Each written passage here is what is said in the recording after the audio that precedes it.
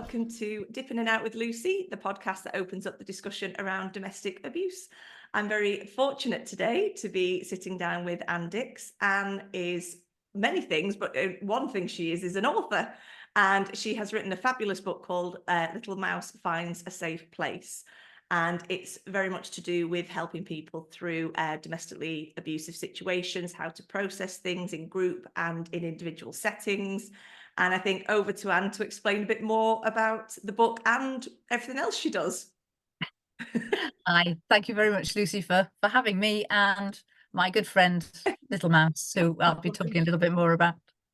So I'm a drama therapist. I've been a drama therapist since the 1990s, which is a very long time ago, working with children. I originally trained as a teacher, a drama and dance teacher, and then went to work in a children's home where I taught drama in inverted commas and discovered drama therapy and the difference between the two, and worked with really kind of very vulnerable and damaged young people, and then kind of did various steps and ended up working in a community team, a multi-agency team in the community in Leeds.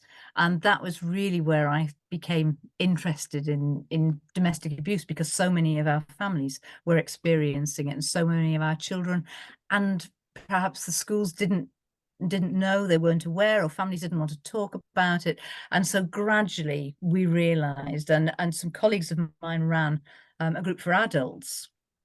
And after I'd been made redundant, with the whole team was made redundant, I went to work for North Point in the centre of Leeds as a school therapist. I was able to begin to develop a group for children, because we know that children are victims too. They're not just bystanders.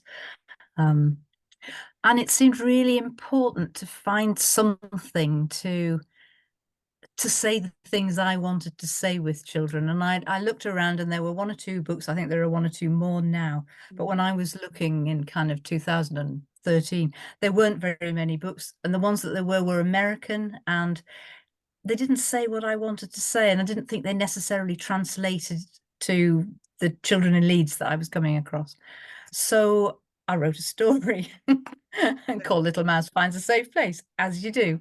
And I so that I could use it with children. And I started to use it with children, and I had this little thought in my head of maybe I could get this published, but that seemed like a bit of a dream, and it's a difficult thing to do. But I approached Worth Publishing, and they took it on. So this is the book. This is the story of Little Mouse and his mum. It's a story which you can read to children. I've read it to parents. I think therapists can read it. It can be read in schools. It's not a bedtime story, probably, unless you really kind of know your child. Yeah. It's never going to be a Booker winner, I don't think, and on the bestseller list. But it's a story that says the sorts of things that I wanted to say to children, so that children could think about what was happening to them and talk about it in the context of Little Mouse. And I chose Little Mouse because I was in a toy shop in Harrogate one day, and I found this little soft puppet. It's from the Puppet Company. And this is one of the originals. And it's something kind of squashy and quite sweet and vulnerable about it. He's quite chunky and appealing. Yes, very, very cute. So he became the hero, and it was really important that I had a male hero. And I know there's a lot of research that says most characters in children's storybooks are male, but it seemed important because I wanted Little Mouse to be able to cry, and I wanted Little Mouse to be able to struggle to talk about things and to get into fights and get into trouble and do all of those things that all the children that a lot of the children that I've worked with over the years have done and been in trouble for. So that was why he became male, and he lives with his mum and mum's partner. And the story starts in a safe place. It starts and finishes in the same place, but it starts and finishes in a safe place. And the main part of the story is Little Mouse remembering, because I wanted children to feel safe. I wanted it to not be re-traumatizing. Yes, So, absolutely. That's so important to mention, actually. Yeah, definitely.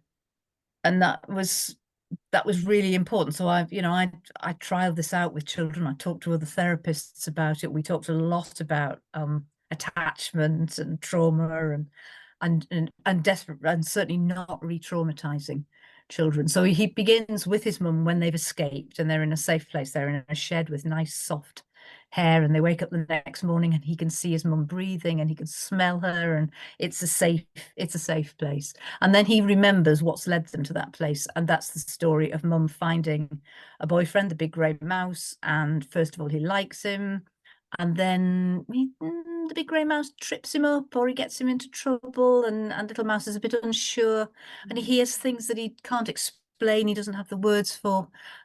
People in school keep asking him if he's okay, but he just says yes because he's frightened of saying anything.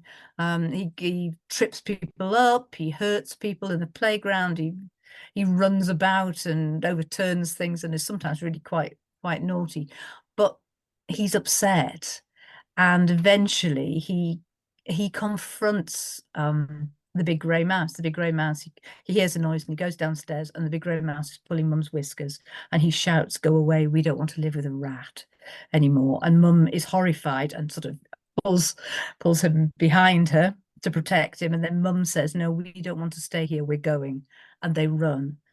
And I talked a lot about that to other therapists, because obviously I would never say to a child, confront your abuser. Yeah, That would be a exactly. very scary and foolish thing to do, really. But this story is actually based on a story that a mum told me about her son, and that happened. So it's actually based on a true story. Um, but obviously it's about mice. Yeah, Um, but so much, well, so much of when people say truth is stranger than fiction, yeah, then, that's yeah, when you realize that some children will feel that compelling kind of need to yeah, confront, yeah, because children are very black and white, aren't they? There's right and there's wrong. And if somebody is doing something wrong, then, we're bringing children yeah, up to say, yeah, actually, if you see something at school that's wrong, then bring it yeah, up. Same yeah. as at home. It is more difficult at home, though, isn't it? That's the tricky Yes. part. Yeah. It is. I mean, and obviously every case is different, and Yeah. it's very, very complicated. But I was training some therapists the other day, and one of them told a story, and I was really touched that he felt able to share it within a group, about a family member that he was aware of, who had fantasized about all the things she could do to her mum's abuser. Never did, never said anything, but that was part of the fantasy. And he shared that, and we talked as a group of therapists about what that might be like for a child. And I think a lot of fairy stories, but a lot of children's stories are about a fantasy, aren't they, of what They it would be are. like to be in a world without adults Well, that's or it, whatever. and that's why children relate to animals. I was trying to think of the Yeah. series of books when my sister was younger, The Garden Gang, I think it was, and it was all vegetables that, Yes. Lucy Leak and that kind of thing. I remember those, and children do relate to things in a way. If it's put into that kind of context, then they can say, well, I know it's not me, but I relate to elements of that. So it's not a sort of Yeah. pointing the finger saying, this is you, this is your life, and this is what you're going through, but it's also saying, but maybe you recognize things in there. Maybe you see things that, you don't like that. Well, Yeah. yeah, I do that. I do upturn tables and I do trip people up. And I just think, and there is the important thing I think to mention is there's so little out there in terms of stories around domestic abuse for children. There's a lot of resources, there's lots of handbooks, there's lots of exercises you can do, all those kind of things when people work with children and young people. But to actually have a book that is relatable and understandable and not done in such a way that it's too confusing, it's beautifully done. And I think that is so important, because there isn't enough out there for people No. to be able to access. And that, because unfortunately, and one of the many reasons I started the podcast was because I wanted it to be accessible. I wanted it to be that you can have a conversation around domestic abuse, and it isn't going to be a kind of hushed whispers in the shadows. Let's not talk about that because, it's a taboo subject. Actually, it's a subject that affects many, many, many people, and probably a lot more people than they actually realize themselves. People will be saying, well, that's not me, I would never let that happen to me, but potentially are going through it, but just don't recognize it because that's normal behavior. And I think that's why it is important to have stories like this, to have these conversations, to say, yeah, it is okay to talk about it. And yes, children are affected, very much so. And, it made me think a lot with the book around kind of post-separation abuse, which is something I work a lot with, and it's kind of my specialism. But it's that processing things after the event. So even if a partner comes into a child's life, if that relationship ends, and sometimes not just mom, dad as well, which, men and women, it can be very unfortunate. Then the child may end up in another situation where the parent is in another abusive relationship, because that pattern, that cycle of the control, of the trauma bonding, and a child is having to process that, well, that's normal behavior, that's a normal relationship. Whereas we know in the profession that it isn't a normal relationship, and it's very, very sad, and actually it has a lot of unpicking to do. But I just think it's fantastic that you've done something that is, and for everybody to know, where is it? Where can you find the book? You can find it on Amazon. You can find it on Amazon. You can order it from bookshops, or you can order it from Worth Publishing. Yeah. So it is actually it's on Gardeners, so you can order it from a local bookshop, but you can get it on Amazon. Yeah, I love easily. that. And I think it's important, a lot of the time now there's a lot of work done within schools, i.e. outside, agencies and services going in and working with children. And again, you're right, schools need to be more aware of domestic abuse, how to broach a subject if they think a child is, because one thing that worries me is when a child maybe does act up, or whatever people want to call it, they may assume it's a personality disorder or a behavior, but actually it can very easily be linked to an emotional response to something that is going on at home. And that's where it gets quite difficult and tricky, isn't it? Because maybe mom or dad don't want to talk about it, don't know what their experience is of abuse, because it's normal, again, as I say, to them. But getting this book out there for so many schools and people to see, it is something that does need to be discussed so much. Yeah, one of the things that I found was that sometimes parents are reluctant to talk about it because they say, well, my child wasn't there, they were at their grand's, or they didn't hear, they were in another room. And I think my 30-odd, nearly 40 years of experience tells me that children know everything. Oh, absolutely. That's such an important point to make. And that's an incredibly important point, because very often, and children I've worked with in the past, you're right, they do. And especially in this day and age with social media, with technology, phones that they have from quite young ages, they hear a lot, they're dragged into things very often. And especially with post-separation abuse, the child becomes the pawn in, unfortunately, the perpetrator's game, in terms of control and possession. And children are very aware. And what the book does is it's explaining that there are safe places. You can have a safe place. And that's so hard. It's making me think of refuges and accommodation, where this book would be incredible for children and for parents and for the staff, to be able to access it, because it opens up conversations, I think. And a few years ago I was running a group, and I'll perhaps talk a little bit about the group that's grown out of this in a minute. But I was running a group, and one of the children, before it was published, and I'd made little books of the story, and so each child took the story home. And I was also working with a mum, and she had said, oh yes, he's brought a story home, he's pinned it on his wall. And I said, have you read it? And she said no. And I said, well, maybe you could go home and read it when he's not there. It's on the bedroom wall, you can see it. and then you'll have some understanding, and that might be a way of beginning to have a conversation about some of the things that he's gone through. And she did, and she came back the following week and she said, yeah, I've read that story, and we have used it as a bedtime story. We've read it together, and we've talked about Little Mouse, because I think the important thing is children can talk about Little Mouse and his friends and his mum and the big grey mouse. They don't have to talk about me. Yes. Yes, They can they can talk about the transport that characters. onto, yes, absolutely.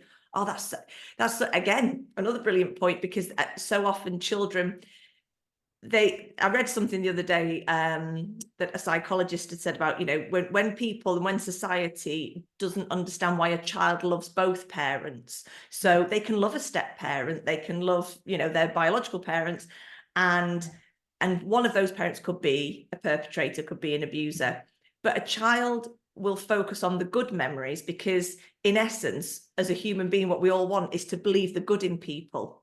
So a child in their innocence will think, but there must be good in there. And I do love them. They are my parent. And I think that's one of the hardest things to try and explain to people, is a child will love to us, maybe as they get older and things can change. And I've spoken to different people over the years where they go, actually, that behavior isn't acceptable to me. But when they're children, it's very, very hard for a child not to love both parents unconditionally, because they're children, and giving them that option to say, I'm not talking about me, this is talking about Mouse, or this, and Little Mouse said this and Little Mouse thinks this.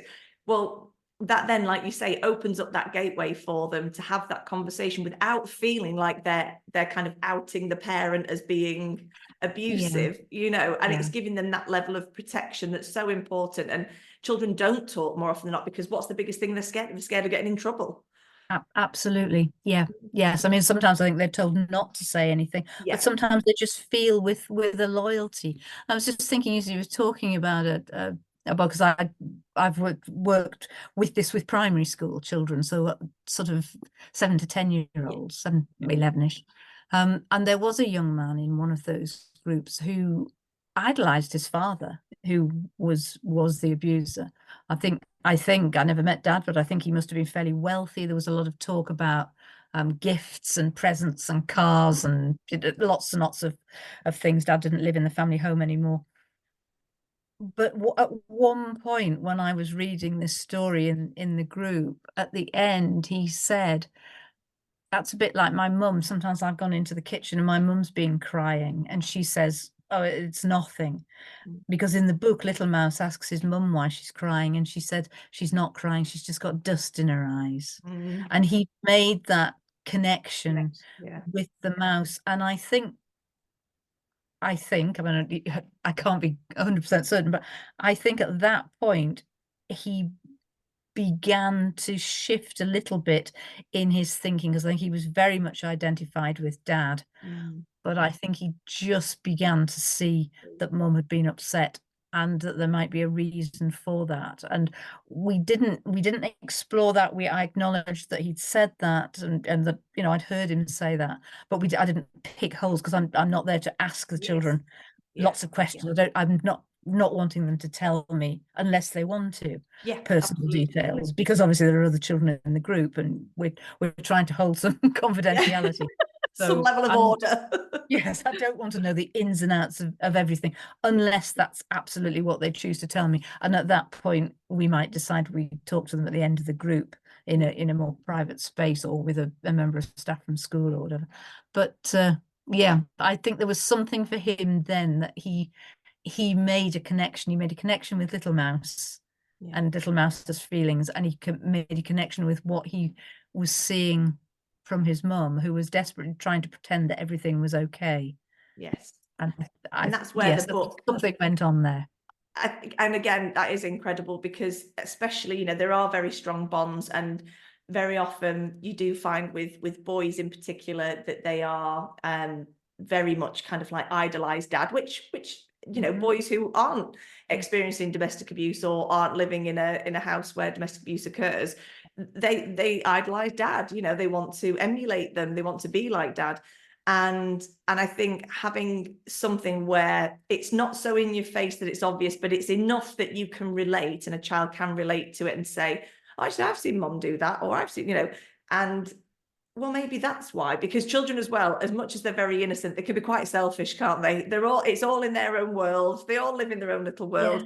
And, if mum says, I've got some dust in my eye, oh, I've been chopping the onions, whatever it is, yeah, then a child will go, oh, okay, and carry on playing because yeah. in their mind, mum's reassured them everything's okay. Everything. But again, for parents to read the book as well, and for them to identify themselves through the characters, that's really powerful as well, because yes, essentially, obviously, like you say, it is for everybody, the book, isn't it? It isn't just aimed directly at children. That's the beauty of it. It is a children's book, if you like, but parents can take, so Yeah, grandparents, yeah, friends who yeah, babysit and come and read the book and go, oh, actually, that's where it opens up. And I often say domestic abuse is very much, it's like spider effect, isn't it? It just keeps going and going and in all yeah, directions. And that's where I think it's hard to explain to people sometimes that domestic abuse isn't just a certain demographic. It isn't just a certain no, area of society. Anybody can be a victim or yeah, survivor of domestic abuse.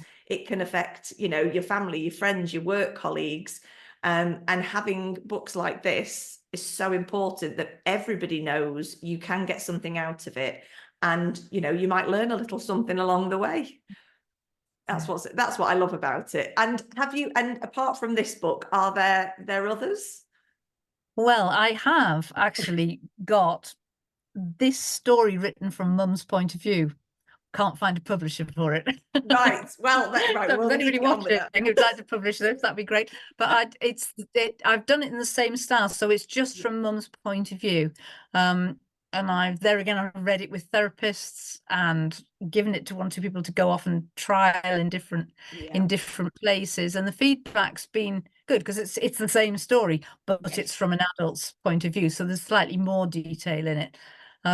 Which yeah, that's a kind of work in progress. I love that. I love that. That's And a work again, in progress. because it needs to be a series then, doesn't it? And then cover parents and Yeah, children, professionals, everybody. That's the beauty of yeah, it. yeah, And again, it is so hard to find. I'm just thinking of going into Waterstones, and you're looking for books. And how often do you find something like this where you can actually say, okay, well, that's because very much, so I was talking to somebody in another podcast recently about mental health, and I was saying to him that, mental health, 10 years ago, if we talked about it, it's like no one talks about the mental health. No one talks about having, depression or anxiety. That's something you go and do privately and go and speak to somebody. You don't announce it to the world.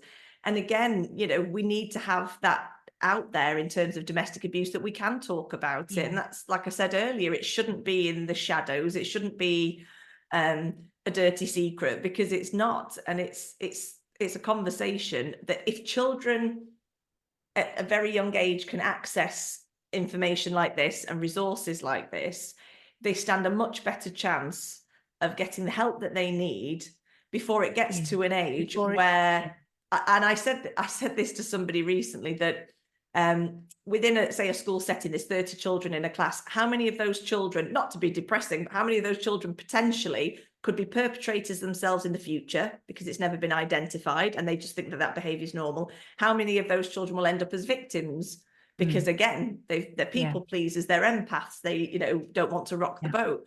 But if we have access to stories where you can identify and maybe think, but that's not normal behavior, then there is a chance of helping the next generation. Because I often say, I don't know, sort of our generations up until this point now, I think we're struggling, and we're looking for the support and trying to find the resources, which is why I've done the website I've done, so that there's resources of all kinds.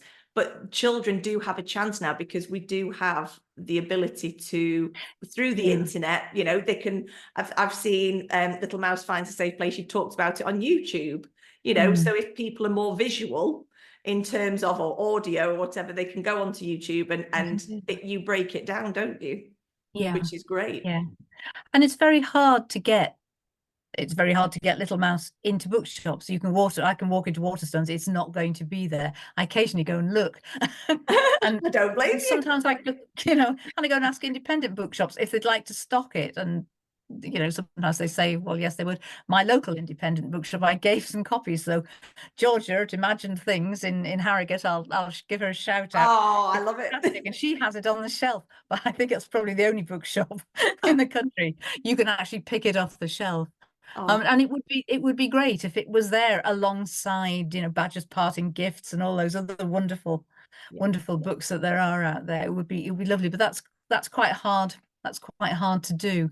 Mm. But I'm ever hopeful. I've developed around this stuff. This story was kind of the basis for it. An 8-week group work program for primary school children. Yes. Um, for a small group of about 6 to 8 young people, all about Little Mouse. And so there's actually a Little Mouse, an unpublished Little Mouse story for each week, each session, Wow. Oh, which I love that. charts Little Mouse all the way through to, from kind of being a bit confused and not quite sure and a bit unhappy and a bit overwhelmed with his feelings, until we get to this story, which I think is week 5. And then we have a week where we think about him moving home and what that brings about. We have a week where he moves school and he Oh, makes a new friend, and he meets Sorrel, who is my feisty little female I mouse love to that so balance.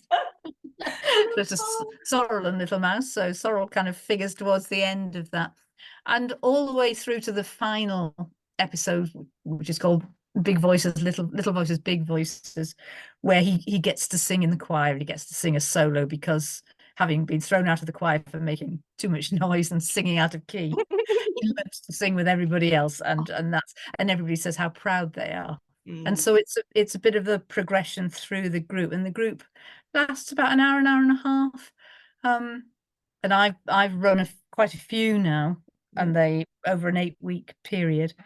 And just before Christmas, I trained North Point. North Point's an organisation in Leeds, has a lot of school therapists. Yeah. So I trained quite a few of their school therapists to run this. So hopefully it's going to roll out in some Leeds schools, Oh, which would be that would would be be great.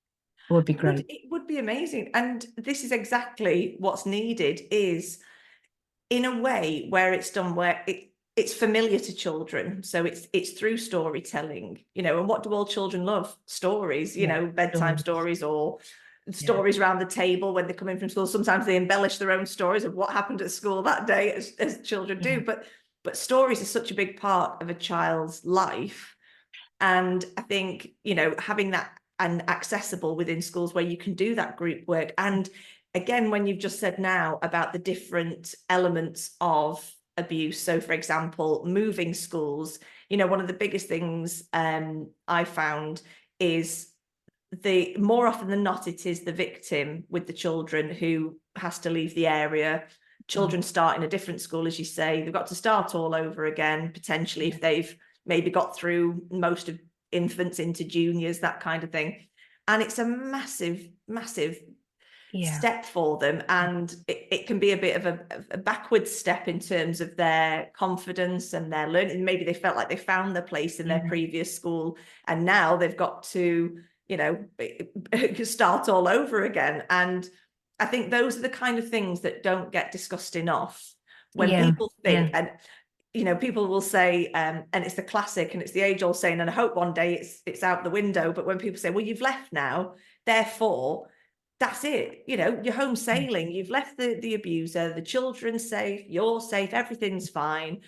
And in so many of the episodes I've done of the podcast over the last nearly year have been around that conversation, saying actually that's when things get worse, that's when things Yeah. escalate, that's when Yes. the perpetrator realizes they're losing control of their victims, whoever it is, partner, children. Yeah. And that is where things do get really dangerous. And I think to highlight just how, on top of everything else, a child having to change schools amidst all of that they're going Mm. through, and comparing themselves to their friends. Well, why isn't my friend having to deal with this? Why do I have to go off every other weekend, when I Yeah. don't want to? And why do I have to spend half my holidays here, or Yeah. X, Y, and Z over Christmases, etc.? It's so huge. And I think that's where breaking it down into different stories is so important, because there's so much to cover. And you're right, you know, the school aspect is massive. And children, if they get to access that within school, how many children will have maybe gone to that school as their new school and think, oh, I relate to that, I can totally relate to that, because you don't know what's going on at home. So yeah, it could be, it could be absolutely huge if we can just get it out there. Yeah, it's really interesting, because the last group I ran, which was a couple of years ago now, was the group they talked about Little Mouse, but they talked about how unfair it was Little Mouse and his mum had to move, and why have a big grey, and I knew they were talking about themselves, Yeah, because I knew a little bit about their background, but yeah, they kept it very much in the metaphor, they kept it very much in the story, but they were absolutely vehement about this was unfair, that they shouldn't have to move. Poor Little Mouse, he was having to go make new friends, you know, and the whole thing, and get used to a new school and a new house to live in, and the whole thing. And yeah, I thought, and I was running it with another therapist, and we just said afterwards, they've had that conversation. And also, I think the importance of the small group work is that they realize they're not alone. They are yes, not the only child. Although we're not saying, you know, stick a badge on you saying I've experienced domestic abuse. Within the context of that group, we make it as safe as we possibly can.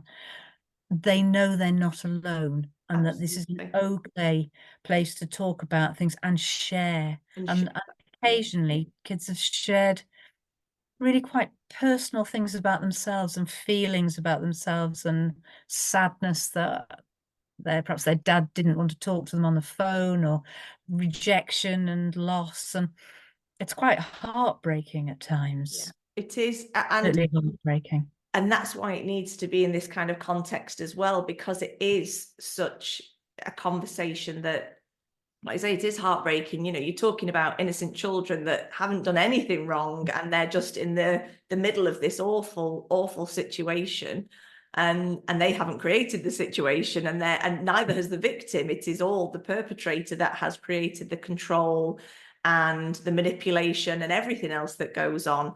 Um, and I was just thinking then, when you were saying about, obviously it's helping the children to maybe identify their own kind of, that yes, it is unfair.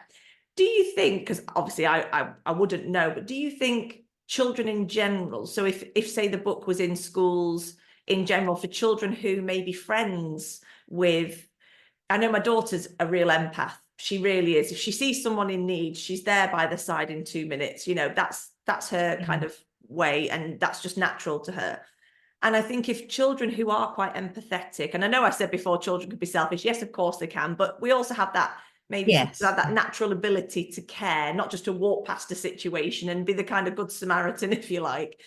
Do you think the book in general, for children to be able to, either teachers to read it in schools, so that if they then think of, maybe their friends haven't, you know, disclosed that something's going on, it might be something that hasn't even been disclosed to the school, that if friends are there thinking, well, actually, I recognize that in my friend, that even, you know, those who aren't directly impacted by abuse, but those who are on the periphery, so say friends, for example, might be able to understand a bit more, so they can support their Yes. friends in school. I just thought, you know, because I think my daughter, if she read that, the first thing she would be thinking is, oh, that's terrible, you know, Yeah. and she would Yeah. want to help. And if she thought that, and some children are quite deep thinkers, you know, and if she thought that there was somebody that needed that extra little bit of support in school, you know, there's lots of little ambassadors in school, aren't there, where they're Yes, kind there of, are. you know, Yes. to care for their Yeah. friends. And I just wonder if it would be something that was really quite lovely for all children to know about, because then they can maybe start to understand And what their yeah. friends are going through. It's just something I thought of then, yeah. Yes. I mean, and yes, I think it would. I think anything that gives us a bit more understanding. And I think sometimes schools are quite fearful about talking about domestic abuse. I did some training with some teachers, and they said they would be much more happy to talk about bereavement with parents than they would about domestic abuse. So I think sometimes people are worried that's going to stir up a whole lot of things. I think sometimes parents, sometimes mums are really scared of that. Maybe children themselves Mm. occasionally. But then I think, well, you switch on the television and you watch EastEnders or, you know, Absolutely. whatever. There are Yeah. all sorts of things on television. So it's not as if they're protected from all of Yeah. that. It's out there on television with seemingly real people doing really horrible things. So Absolutely. this is a book about mice, and it can be held in that story. So yes, because I think children take what they understand, or they take what they need. So I think when I've read this story in groups, Mm. some children have taken some bits and it's gone right over the top of other children because that's not been their Their experience. experience. Yes. Yeah, So because it's no two not, situations are the same, are they? Around no, domestic abuse, yeah, it varies widely. And I always say there's a definite thread that runs through, you know, domestic abusive situations, but each one is unique to that person because their yeah, personality is unique. So yeah, how they react to situations and how they react to things that happen is going to be unique to them, and how they handle those yeah. situations. So yeah, I think it would be a really good resource Mhm. in general Yeah. for, because if we have, you know, conversations now, we have mental health awareness week in school, we talk about mental health, we have all Yes. these conversations. Why not have, I mean, that's just what I would like to see, Yeah. a domestic abuse awareness week. Not sure many Yeah. teachers would agree with me, but again, No, but opening up that yeah, conversation and explaining why, or trying to explain why it isn't just something that happens to somebody else, or it happens, yeah, like you say, in an episode of EastEnders. Actually, it's real life, and it happens yeah. more prevalently than most people want to admit.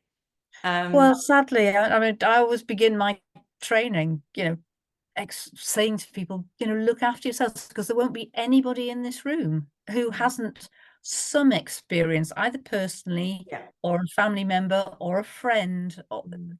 you know, because we all know, I know, you know, we all know people who've experienced it, and we might not choose to talk about it, but it's there. And I guess that's perhaps part of what gets in the way for some schools, and certainly not all schools. Some schools are absolutely superb about it, but I think that it's that fear of maybe that it opens something up for staff members as well, and that they're worried about how that might play out.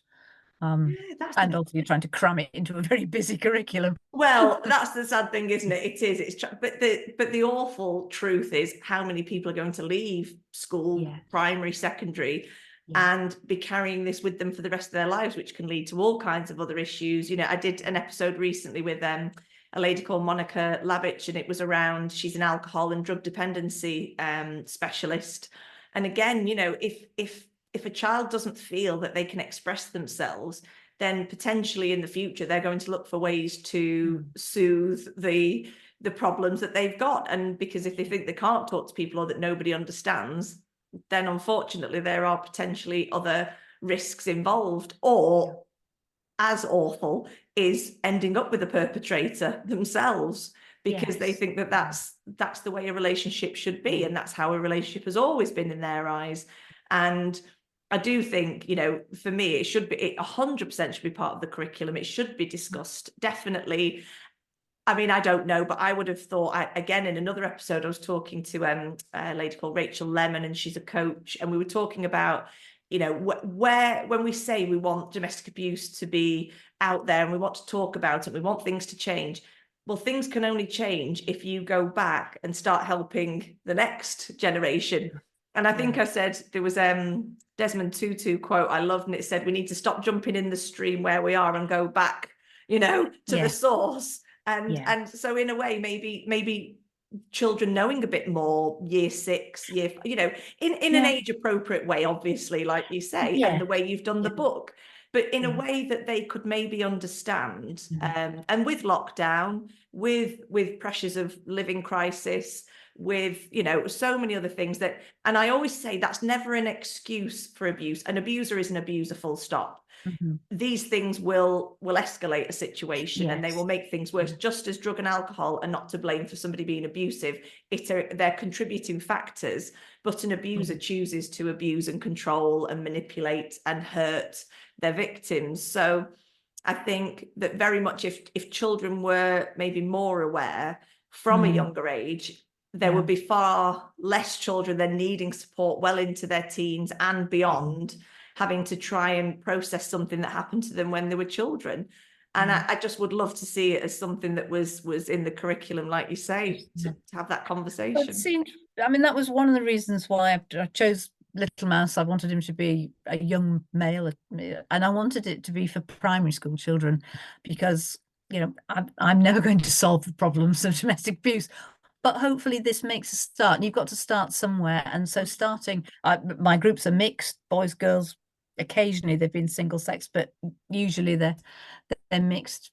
And because you get a really interesting interchange with primary school children who, you know, give their opinions very clearly about things.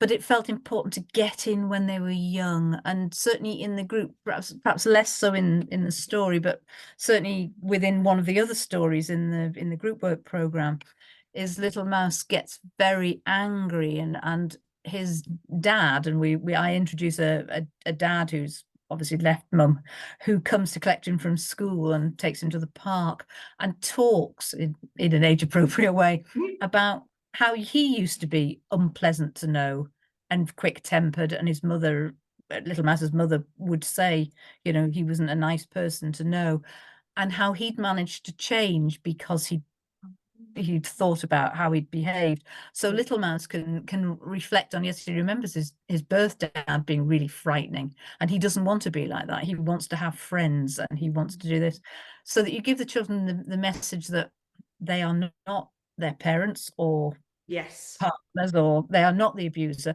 They can be who they want to be. They can be loving and caring and have their own time. And towards the end in the group, we think about what they might be like as they grow up. How do they want people to think about them? What do they want to do? And we do quite a lot of because it's a kind of drama therapy group, I suppose. We do a lot of games, we do a lot of play, we do drawing, we do some worksheets, we talk about Little Mouse, and sometimes the children think about things to do.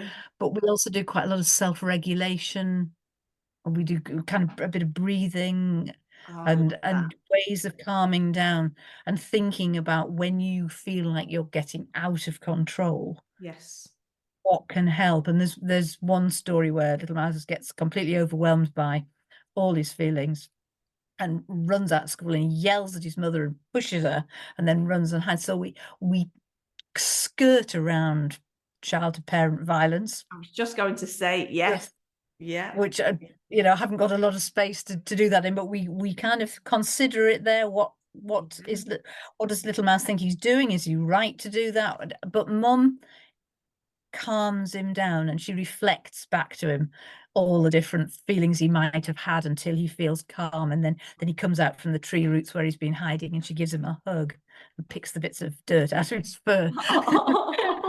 but it's so we kind of take some big issues, and try and look at them quite briefly, really, but in an age appropriate way. And again, you know, a lot of people won't know that child to parent abuse is actually something that does occur. And at some point I'll have Michelle John, she's called, from PEGS, and that's a charity that works a lot around, well, that's their focus, is child to parent abuse. And again, you know, it's opening up those conversations and accepting that, as much as more often than not people don't want to know about it because it's too painful to think that your child might be, as I was saying before, you know, some children will leave school and in the future will be perpetrators. It's a terrible thing to think, but it is true. It will happen if we don't have these conversations and maybe highlight certain things so that children can get the support that they need. But yeah, child to parent abuse is another area that is becoming more and more talked about, but hadn't been for a long time. And you know, again, when I said about post-separation abuse before, that's something that is so, again, it is so common, but it doesn't get talked about. And these are the things that with the beauty is with the book is you can lead on to lots of different conversations. And it doesn't just have to be about that particular scene. That scene in the book might lead on to something else, which, and because children go off at tangents, you know, left, right and center, it may end up, they'll start off talking about one thing, but then it'll lead into something much bigger because they feel as they've worked through that conversation that they're getting to what the real crux of the problem is, what the real heart of the concern is for them. And that's why I think it's such a fantastic book, because it's got so many uses. And yeah, it's amazing. You're amazing. And there are some suggestions in the back of questions to ask, or things that might lead into conversation, but also practical things. And one of the things that we do in the group, and I do on training, is we get a shoebox and we make a safe place for Little Mouse. And actually, in the group, every child gets their own little mouse, to one of Little Mouse's cousins, to take home. But they create their own safe place, and that's absolutely fascinating to see what they do. And I think in general, most will put in a bed of some sort and comfortable. Often there's PlayStation and a drinks machine and a video game console and all of those kind of things. Food and drink and bedding are kind of essentials. But often there's bubble wrap in case a burglar breaks in, and so they can hear. Occasionally I've had children who completely sealed it with duct tape so nobody can get in. So you get an awful lot from a shoebox and a bit of junk, really. Just sort of stuff you might have, bit of tissue paper, buttons, stickers, whatever. And they build their own house. So there is one or two suggestions in the back for practical things you can do, because if the child can't talk about things, sometimes they can do them. Yes, very much. And not all children are talkers, many are, but not all. And some prefer to, like you say, show you by kind of that symbolism of using the box. And sometimes by their actions, they're speaking volumes, aren't they, as you say, in terms of what may be going on. And I do always feel sorry for children who aren't. I was very much at school. I remember being told at secondary school, you need to be more emotive in your writing. And now I write blogs and everything, and I've learned very much over the years. But you have to find your passion, don't you? You have to, they say write what you know. So you have to write about things you are passionate about. And I think for children to get to that point where they can open up about their emotions, I can identify as a child, I did not find it easy to express myself, because it was almost like giving a little bit of me away, and I wasn't quite willing to do that. It was making me vulnerable, and I wanted to have this facade of being quite strong and didn't need anybody's help, and I could do everything myself. Whereas actually, and a lot of children will give that bravado, but underneath, they want to express themselves. They just don't feel as though they can. So having these kind of group settings, having these exercises that you do, it's just so important. It really is. And I'm in awe of you, Anne. I am. I'm in awe. I'd love to try and write a book myself, but I just about get by writing my blogs. That's my limit, a few hundred words, and I'm like, well, that'll do. That'll do me. Oh, I can't thank you enough, Anne. Honestly, it is. And I was going to say, in the when I do put the podcast out, we can always put links to North Point or wherever you want, if you want some links put in, just to raise awareness as well, because it's so important. And obviously links to where you can find the book. And let's get it out there. But thank you. Thank you so much. I'm very grateful. And hopefully I will see you again very soon. That would be lovely. Thanks a lot, Lucy. Bye-bye.